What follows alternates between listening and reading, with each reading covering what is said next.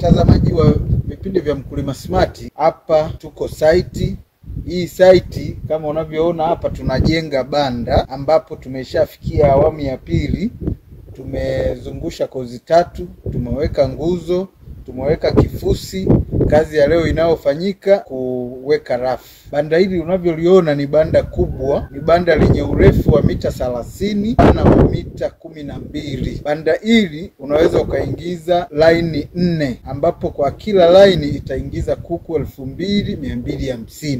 Jumla banda hili litaingiza kuku 9000 kama unatumia economy chicken cage za Mkulima Smart, ambapo ukiangalia kwa urefu huu 30 kwa 12 kuingiza kuku 9000, ina maana unakuwa umetumia eneo lako vizuri. Ungekuwa umetumia keji zingine au unafikiria kutumia keji zingine, banda hili ungeweza kufuga kuku 4000 peke yake.